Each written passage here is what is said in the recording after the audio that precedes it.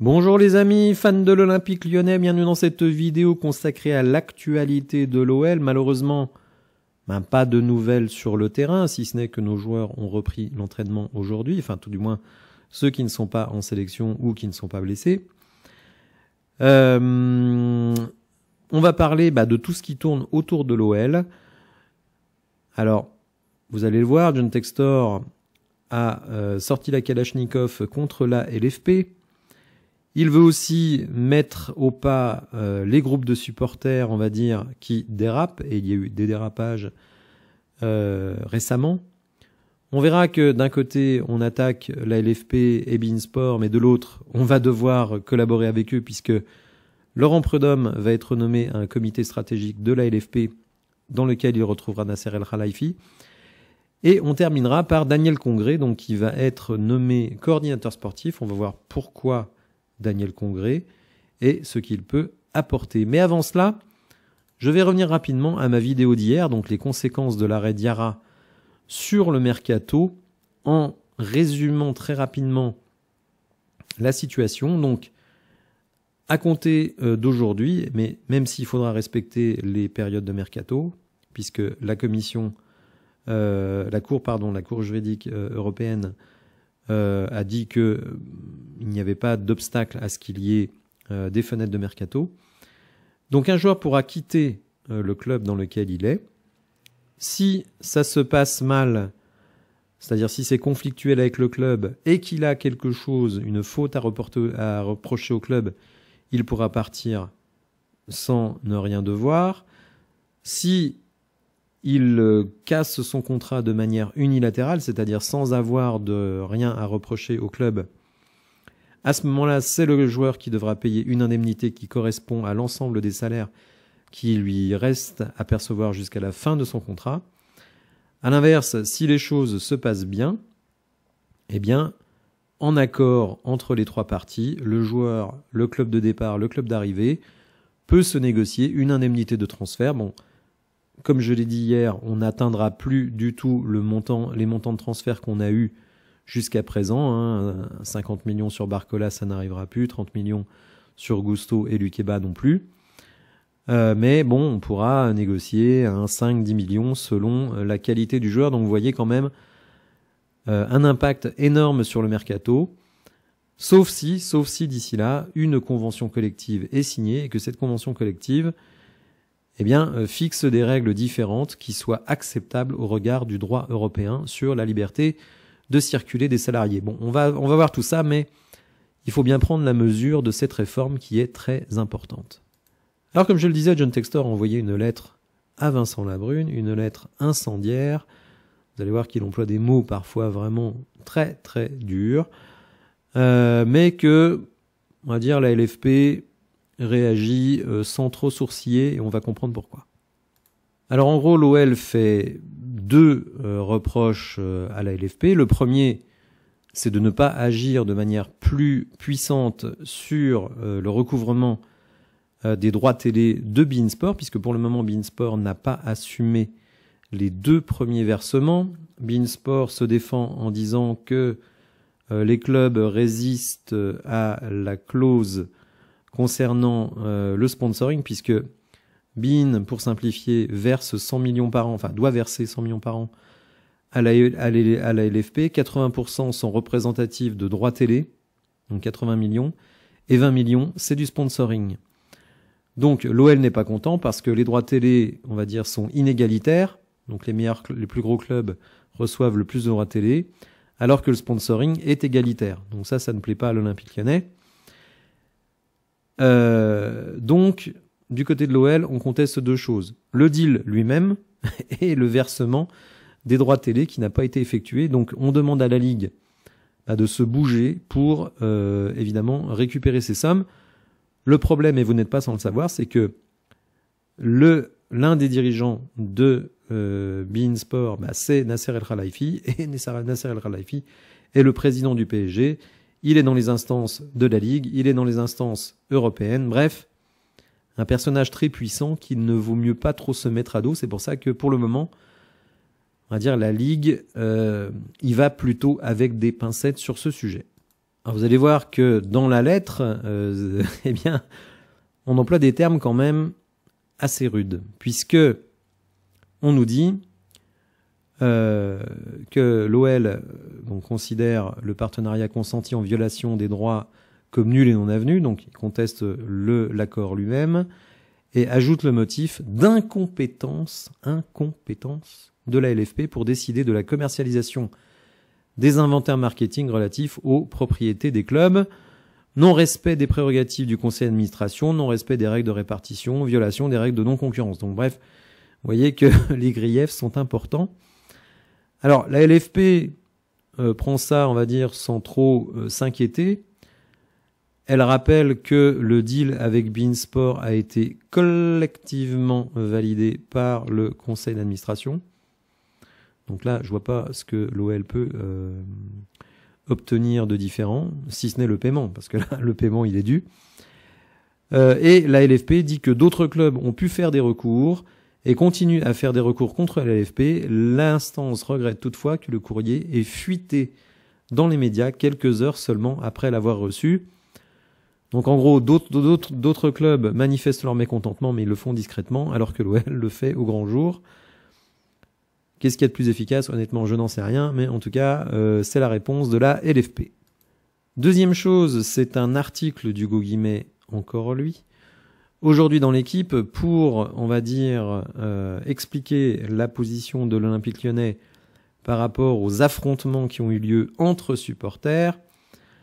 Vous le savez sans doute, il y a eu des affrontements entre des groupes de supporters classés à droite, très à droite, et des groupes de supporters à gauche, classés très à gauche. Bon, bref, d'une certaine manière, dans un stade de plus de 50 000 personnes, on ne peut pas échapper au fait que, eh bien, il y ait des extrêmes des deux côtés, et que quand ces extrêmes se rencontrent, eh bien, en général, ça fait des étincelles. Malheureusement, on n'y peut pas grand-chose. Donc l'OL va proposer des solutions. Après, est-ce qu'elles seront efficaces? Très sincèrement, j'ai des doutes. Mais quand vous mettez des gens qui ont des idées aux antipodes, que vous rajoutez là-dessus la passion que peut engendrer le football, c'est-à-dire que parfois le football nous met dans des états qu'on n'aurait pas dans la vie de tous les jours, des états d'énervement, il suffit d'écouter mes lives de temps en temps. Et évidemment, si en plus les mecs ont un ou deux verres dans le cornet, ça ne va pas aider. Donc, il y a eu des affrontements après le match contre l'Olympiakos, après aussi le match contre le FC Nantes, et notamment des blessures à coups de couteau. Donc vraiment, ça commence à chauffer, et il faut faire quelque chose avant que ça devienne plus grave. Donc, Hugo Guimet nous dit le propriétaire John Textor est de plus en plus attentif aux problèmes des tribunes, alors que plus d'une centaine d'hooligans d'ultra-droite sont régulièrement présents au stade, la plupart comme indépendants, donc non organisés. L'Américain ne veut plus tolérer aucun acte raciste, politique ou religieux, et pourrait prendre des mesures fortes. L'augmentation du prix des abonnements en virage est une option, par exemple, en baissant le prix ailleurs dans le stade afin de favoriser l'adhésion des plus jeunes dans d'autres zones, c'est-à-dire qu'on ne veut pas qu'ils soient tout de suite embrigadés. La reconnaissance faciale est aussi discutée, même si elle est pour l'instant légalement impossible à mettre en place en France. Donc une reconnaissance faciale sur le même format qu'à Botafogo, autre club de Textor. Enfin, la menace des dissolutions de groupes n'est plus un tabou. Afin de prévenir de nouvelles violences, le club espère organiser une table ronde avec tous les groupes de supporters en amont d'OL Auxerre le 27 octobre. Les intentions, c'est une chose. La réalisation, vous savez comment ça se passe. Un regard qui plaît pas, les insultes commencent à fuser et les coups de poing s'en suivent. Donc bon, malheureusement, je crois qu'on ne sortira jamais de ces problèmes-là. Le problème aussi, c'est que c'est difficile de faire de la prévention, puisque tant que les gens n'ont pas commis un acte, vous ne pouvez pas les poursuivre. Donc c'est très très compliqué. Ce qui est évidemment très embarrassant, c'est que ça se passe entre supporters. Alors je dirais que ce serait embarrassant si ça se passe avec des groupes de supporters d'autres équipes, mais là, entre supporters de la même équipe, franchement, ça la fout mal. Donc espérons qu'on trouve des solutions, que les solutions proposées ici soit efficace, même si, très sincèrement, j'ai de forts doutes. De toute façon, dans un stade, les problèmes de la société se retrouvent de manière décuplée et c'est très difficile de savoir comment bien les aborder. Espérons que tout le monde revienne à la raison, mais il faut avoir foi en l'âme humaine, ce qui n'est pas forcément mon cas. Mais bon, on va continuer avec Laurent Prudhomme qui va intégrer au nom de l'Olympique Lyonnais un comité stratégique de la LFP. Alors vous le voyez, l'OL intègre le comité stratégique consultatif de LFP Média. Alors, si vous avez regardé hier l'équipe du soir, c'était très intéressant puisque Jean-Pierre River, le président de Nice, était invité. Si vous avez suivi mes vidéos sur les idées reçues sur Vincent Labrune, le fonds CVC, etc., vous verrez que M. River a dit exactement ce que je disais il y a 3 mois. Il faut savoir que pour le moment, donc c'est DAZN qui a la majorité des droits, que si au bout de 2 ans, DAZN n'a pas réussi à obtenir le chiffre de 1,5 million d'abonnés, chose qui évidemment n'arrivera pas puisque les chiffres qui circulent, c'est qu'à présent, ils ont aux alentours de 100 000 abonnés, alors qu'ils ont baissé le prix. Donc, évidemment, je ne les vois pas du tout atteindre le 1,5 million d'abonnés. Donc, ça veut dire que d'ici 2 ans, eh bien, on peut à nouveau se retrouver avec pas de diffuseur. Donc, il faut évidemment anticiper cela. Et John Textor s'est déjà prononcé. Lui, il voudrait créer une chaîne 100% Ligue 1.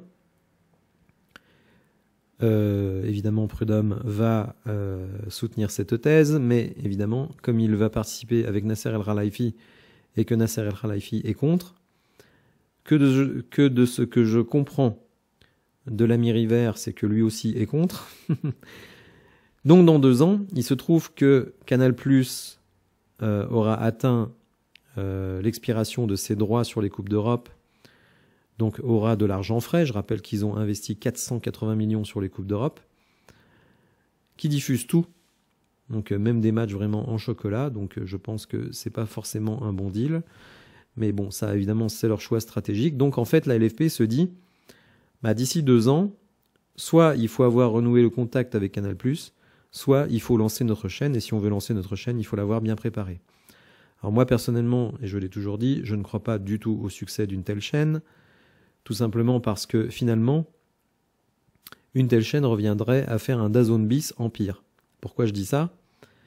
Bien, c'est que sur DAZN, vous avez quasiment que de la Ligue 1. Bon, moi j'aime bien la Pro A de basket, donc j'y trouve mon compte. Mais je conçois que ça n'intéresse pas grand monde, que la Ligue des Champions féminine n'intéresse pas grand monde, et que le MMA, là aussi, moi c'est pas mon truc. Il y a des gens à qui ça plaît, mais moi c'est pas mon truc. Et la NFL, il faut payer un abonnement en plus, donc évidemment, c'est pas très intéressant. Donc, si vous faites une chaîne 100% Ligue 1, vous n'avez que de la Ligue 1. Moi, à la limite, je me contente avec le basket en plus sur DAZN, mais là, vous n'aurez rien d'autre. Donc, même si vous faites, on va dire, un tarif aux alentours de 15 €, les gens ont pris l'habitude, pour certains, de ne plus payer, soit avec de l'IPTV, soit avec du streaming, soit en écoutant mes lives, ce dont je vous félicite pour ceux qui font ça. Donc, beaucoup de gens prennent l'habitude de ne plus payer pour regarder du foot. Donc je pense que même si vous mettez un tarif à 15 €, même si vous mettez un tarif à 10 € par exemple pour suivre uniquement votre équipe, vous allez gagner beaucoup moins que les 500 millions qu'on a à l'heure actuelle. Donc je ne vois pas beaucoup d'avenir à cette option. Seulement, il faut se préparer. Pour cette année 2024, on n'était pas préparé, donc c'est ce qu'a dit M. River hier.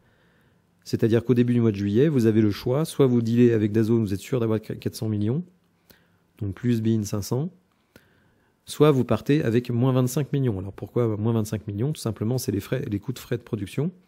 C'est-à-dire que si vous lancez une chaîne Ligue 1, vous n'avez absolument rien de garanti, vous êtes totalement lié aux abonnements, et vous devez déjà rembourser 25 millions de frais de production. Donc, j'ai bien compris que ce n'était pas une solution qui plaisait à M. River. Et à titre personnel, je suis d'accord avec lui. Donc, il faut absolument renouer les liens avec Canal+.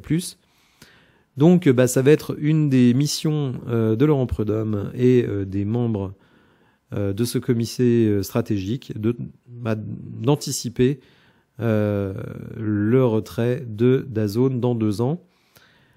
Pour moi, la meilleure solution, c'est de réussir à convaincre Canal+ de revenir dans la boucle, peut-être de garder beIN Sport, et puis de faire comme ça c'est toujours fait, c'est-à-dire une offre couplée, Canal+ Sport et beIN. Vous mettez ça à je sais pas quel prix, plus tout ce qu'il y a comme programme Canal+, et ça passe comme une lettre à la poste. Donc il faut réussir à le faire, mais évidemment c'est un défi, puisque Canal+, eh bien écoutez, s'habitue à vivre sans la Ligue 1. Donc on va suivre ça évidemment avec intérêt, parce que c'est très important pour l'avenir de notre football. On va terminer la vidéo avec un nouveau venu dans le staff de l'Olympique Lyonnais, Daniel Congré. Pour ceux qui suivent la Ligue 1, Daniel Congré, c'est vraiment quelqu'un qu'on connaît très très bien. Défenseur notamment à Montpellier, mais aussi à Toulouse, joueur extrêmement respecté. Il a évidemment discuté avec les dirigeants lyonnais qui ont été très très favorablement impressionnés par le joueur, par on va dire sa façon de voir les choses. Lui aussi visiblement a accepté ce que d'autres n'ont pas accepté, notamment Eric Abidal, c'est-à-dire son positionnement, puisqu'il est bien précisé qu'il n'a pas un rôle de directeur sportif, mais de coordonnateur sportif. Alors je ne sais pas exactement ce que ça veut dire. Est-ce qu'il a un pouvoir hiérarchique sur les coachs? Je ne le pense pas. Il va faire l'interface entre le staff, les dirigeants, les joueurs, etc. Bon, honnêtement, j'ai pas bien compris quel serait son positionnement. Le gros avantage qu'il a pour lui, c'est que c'est quelqu'un qui s'est beaucoup investi dans une préparation à la préparation mentale. Donc c'est quelque chose qui est un peu tabou dans le foot, parce que effectivement un certain nombre de joueurs ont des difficultés à admettre qu'ils sont en difficulté, notamment sur le plan mental.